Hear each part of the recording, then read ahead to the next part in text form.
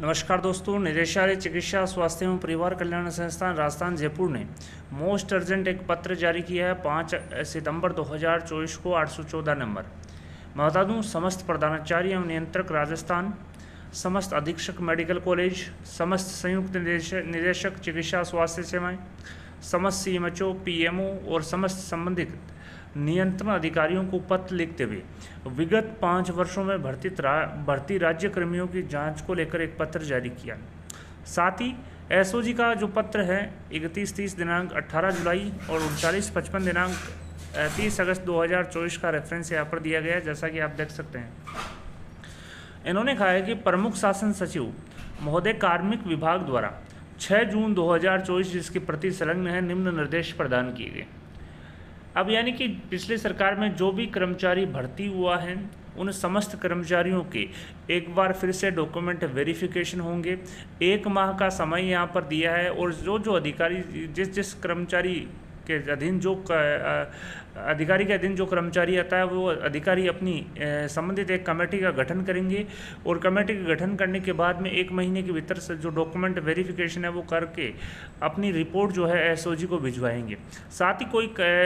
जो कर्मचारी संदिग्ध पाया जाता है तो उसकी भी सूचना निर्धारित फॉर्मेट में तैयार होगी।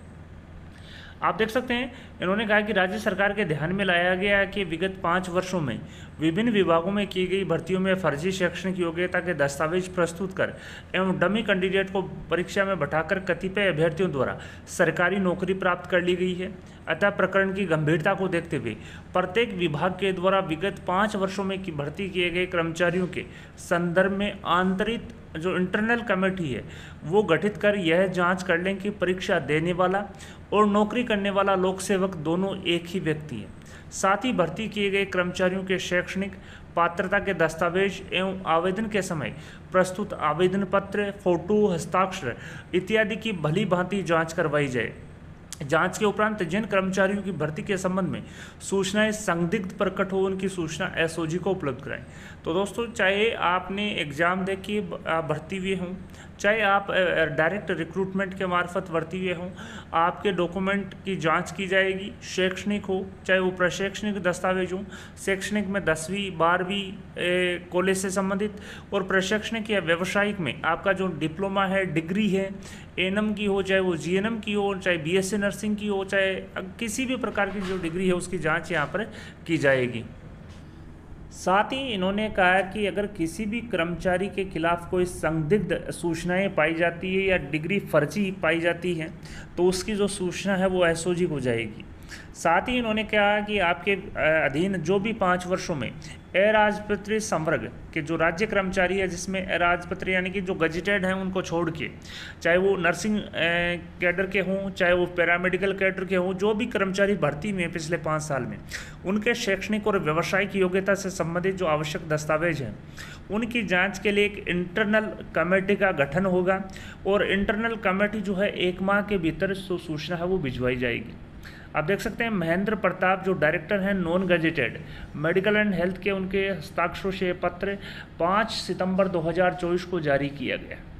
बड़ी अपडेट। साथ ही यहाँ पर कुछ जो पत्र हैं वो एसओजी के भी यहाँ पर अटैच किए हैं, जैसा कि आप देख सकते हैं। एसओजी ने एक पत्र 18 जुलाई 2024 को जारी करते हुए निदेशक अराजपत्रित मेडिकल एंड हेल्थ को पत्र लिखते हुए पिछले 5 वर्ष में भर्ती किए गए राज्य कर्मचारियों की इंटरनल जो कमेटी है उनके मार्फत जाँच करवाने को लेकर पत्र लिखा था। इन्होंने कहा था जो परीक्षा में बैठा जो कैंडिडेट है और जिन्होंने नौकरी प्राप्त की है वो दोनों एक ही कैंडिडेट हैं, कोई डमी कैंडिडेट नहीं। इनकी जाँच करने को लेकर निर्देशित यहाँ पर किया गया है। साथ ही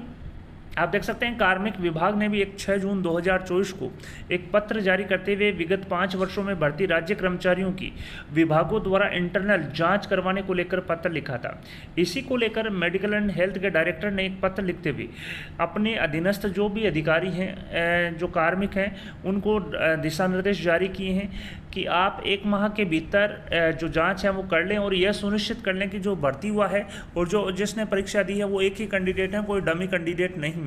अगर कोई डमी कैंडिडेट या फर्जी कैंडिडेट पाया जाता है तो जो निर्धारित प्रपत्र है उसमें जो सूचना है वो 1 माह के भीतर एसओजी को आपको प्रेषित करनी है। अगर कोई फर्जी कैंडिडेट पाया जाता है तो आप देख सकते हैं इसकी जो सूचना वो एक फॉर्मेट में तैयार होगी जिसमें राज्य कर्मचारी का नाम, राज्य कर्मचारी के पिता का नाम, पद नाम, किस पद पे भर्ती हुआ है, मोबाइल नंबर,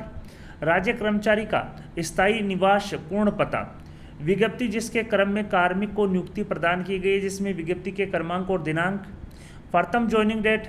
प्रथम पदस्थापन स्थान जहां कार्मिक द्वारा नियमित राज्य सेवा में प्रथम बार कार्य ग्रहण किया,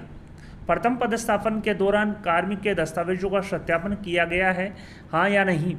प्रथम पदस्थापन के दौरान कार्मिक द्वारा पुलिस वेरिफिकेशन प्रमाण पत्र प्रस्तुत किया गया है या नहीं, वर्तमान पदस्थापन, एम्प्लॉय आईडी और नियुक्ति आदेश में वर्णित कार्मिक व नियुक्त व्यक्ति एक ही व्यक्ति है या नहीं। अगर आपको डिफर है यानी कि कैंडिडेट दूसरा है, नौकरी पाने वाला, एग्जाम देने वाला दूसरा है, तो इसमें आप स्पष्ट रूप से मेंशन करेंगे। साथ ही फर्जी कूटरचित पाए गए दस्तावेज का विवरण भी आएगा। यदि कोई दस्तावेज फर्जी कूटरचित नहीं पाया जाता है तो इसमें आपको जो ओ नंबर कॉलम है उसमें नहीं आएगा और उस पर एक विशेष विवरण का भी यहाँ पर कॉलम दिया गया है।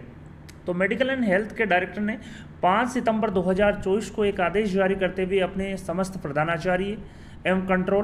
कंट्रोलर, अधीक्षक मेडिकल कॉलेज, संयुक्त निदेशक मेडिकल एंड हेल्थ, सीएमएचओ समस्त राजस्थान, पीएमओ समस्त राजस्थान और समस्त कंट्रोलर ऑफिसर को पत्र लिखते हुए पिछले 5 वर्षों में जो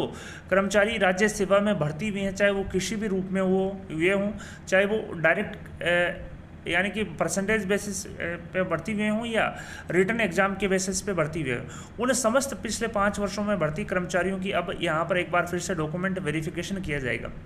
मैं सभी कैंडिडेट से कहना चाहूँगा कि अगर आपके पास डॉक्यूमेंट्स इधर उधर रखे हुए हैं तो आप एक जगह कर लें, आपका जल्द ही यहाँ पर शेड्यूल जारी होगा और 1 माह के भीतर जो रिपोर्ट है वो एसओजी को भिजवाई जाएगी। वीडियो पसंद आए तो अपने दोस्तों के साथ लाइक और शेयर करना न भूलें। आपके अपनी यूट्यूब चैनल राजस्थान बेरोजगार छात्र संघ को सब्सक्राइब करें और सब्सक्राइब बटन के साथ ही बेल आइकन है उस पर भी क्लिक करें ताकि आने वाले लेटेस्ट वीडियोस के नोटिफिकेशन सबसे पहले आपको मिल सके। साथ ही हमारे व्हाट्सएप चैनल को भी आप आसानी से ज्वाइन कर सकते हैं ताकि सूचनाएँ आपको समय पर उपलब्ध हो सके। धन्यवाद दोस्तों।